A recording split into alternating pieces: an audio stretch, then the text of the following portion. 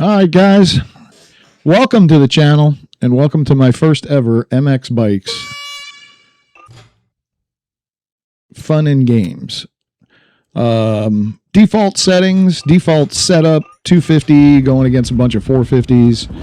And these guys, obviously, some of these guys are pretty quick, but I always have a good laugh. These guys that are like on the starting line here, playing games, doing all kinds of nonsense, waiting in the gate. Those are the guys that usually end up causing the wreck out front and turn everything into a nightmare. But yeah, I'm just an old guy. I've been racing dirt bikes and riding dirt bikes for 50 years. This kind of fills that gap because I don't ride much anymore, despite having a couple bikes in the garage. But it can be fun, especially when you're with some good people and some competitive guys that know how to race clean. It's always a good time. But here we go at Forest on MX bikes. 450s against my little 250 on a default setup. It's always a challenge. There's no question. It's always a challenge. So we get out of the gate pretty good, but the big 450 there takes over. The other ones just swallow me up. And this is my biggest problem right here. I always get into those tough blocks somehow. I'm not really sure. But here we get up, we get going, we're in 10th. Now check this guy out here on the number 7. Watch this. He backs out instead of driving me into the corner.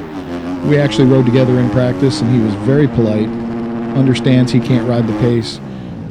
That was super, super cool. This right here always happens to me, nonstop. They always race in front of me, crash, and somehow I always get caught up in it. Missed that cat, luckily. But here, so now we start to get a little bit of free track, a little bit of room, can kind of function. This setup is terrible. I really have some good setups, and I just decided I want to see what I could do on the default. So we were in 10th. Looks like we're up to about 5th now. And now it's a matter of consistency. Try your best to, whatever your lap times are, which mine are pretty slow on this default set, I'm not going to lie. But try to stay consistent. If you're running 108s here at Forest on a 250, run 108 flat every single lap, and usually you do pretty good. So it looks like we're in 4th now. Can't really complain. You kind of settle in, you know these guys are on 450s, and if they can ride, you're gonna have a hell of a time trying to catch them. So, but little mistakes here and there.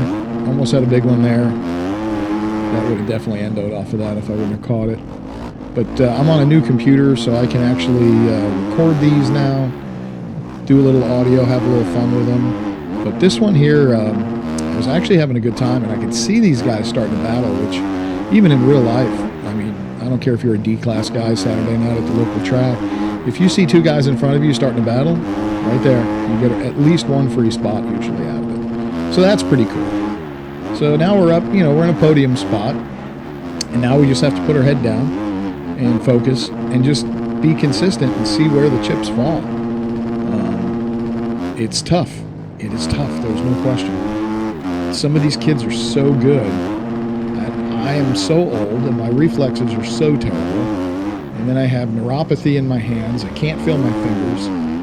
So trying to be precise is really a challenge. But we're starting to get a little flow going. Things are starting to click off. Still terribly slow lap times for me.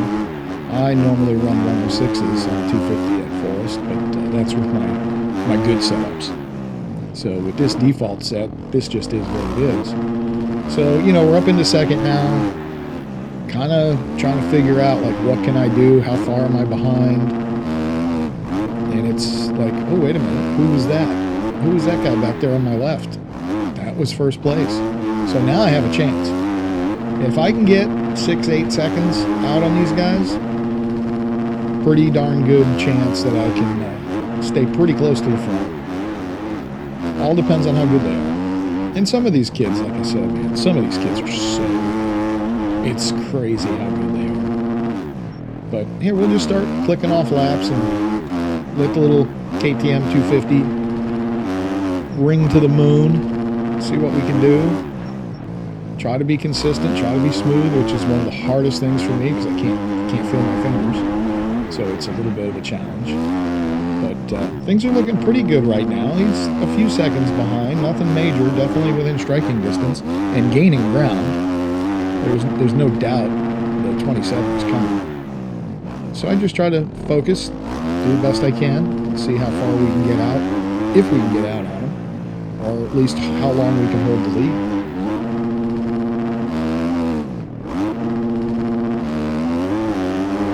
Not sure what happened there. A little computer glitch, I guess. Now I have all the volume in the world that I don't need. I'm new at this, kids. I'm new at this, figuring it all out. But so we're doing our best now. We're trying to settle in. We're paying attention to the gap behind us, which even in real life, you really don't want to do that. You don't want to care about who's behind you. Do you, and whatever happens, happens. But I'm trying really hard here. And if I can keep acting like I'm pulling away or pushing really hard, it's a good possibility this guy will make a mistake trying to catch me, even though he's on 450. So things are looking pretty good, and I get the break that I'm looking for. Start to stretch it out again, and man, it seems like I might actually be able to pull this one off. Listen, I know it's Forest Raceway. It's not a big deal, but when you're old and your reflexes are terrible and you can't feel all your fingers, it's almost like playing with a handicap in a sense. So it's a challenge. It's definitely a challenge, but I take it serious. I try to ride clean. Now, if you ride me like a jerk, I'm going to ride you like a jerk.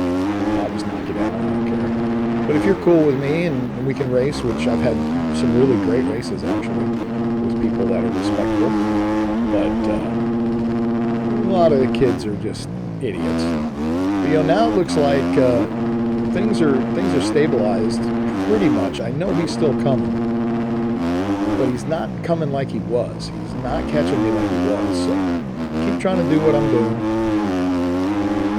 Let the little 250 eat. Try to hit all my marks. Try to be smooth. Don't let the back end wiggle around in these corners, which I'm terrible at. I bury it, and then the back end comes around. I lose so much time. So I'm trying to be smooth. This new computer has helped out a lot. I had no idea that a decent computer, and this is not a good computer that I'm on now, but it's decent enough that I can run 150, 160 frames a second.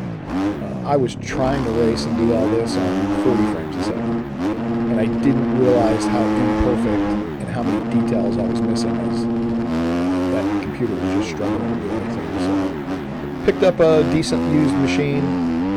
It's older. It's not probably what most of you guys have, but it's allowed me to get 150 to 170 frames a second, and it's allowed me to be able to record some of these, which I think is pretty cool. Kind of fun. But so yeah, so we're looking pretty good now. You look at the gap, and it's growing. He must have went down or had some issues. He's 6 seconds back now. I'm still out front, and I got I think it's 1 minute to go. I think, this one we've got in the bag. So one of the things that I can tell you as a real racer, you get yourself in a false sense of complacency out front sometimes. You start to lose track of what you're doing. You start to lose awareness around you. You're just settled in and you're just cruising. So you start to, almost like you pull off of worrying about the details. That comes back to bite me here. Which is a bummer, because I was pretty proud of this ride. This was actually going pretty good. I know, just a video game and all that, but it allows me still to connect with motorcycles and motocross, and I haven't ridden over 50 years. I started riding in 1973. This gives me something to do when I can't get out on the real bike. But, so everything's looking good. We're gonna try to bring this thing home. We're gonna try to have a good time. Take a win on the little 250. Still got 6 seconds to second place. Looking good. White flag. Looks like we're going to breeze home with this. And about the time you start saying that to yourself, you think, man, something's going to happen. So you're on alert now. You're on alert. You're like, okay, I'm looking who's in front of me on the map. Who's going to take me down? So I start getting sloppy here, and you can see it. Hopped over that rut. just kind of almost screw this corner up. Don't get in deep enough in it. I'm up too high. Starting to get complacent. Like, I've got this in the bag. Got 6 or 7 or 8 seconds on second place. We're good. Get through this corner clean. Get that back end sashaying around. If I can make this next 180, in my mind, I'm home free. As long as I can do this one here and I mess it up, so now it's like, oh boy. So now you start looking behind you.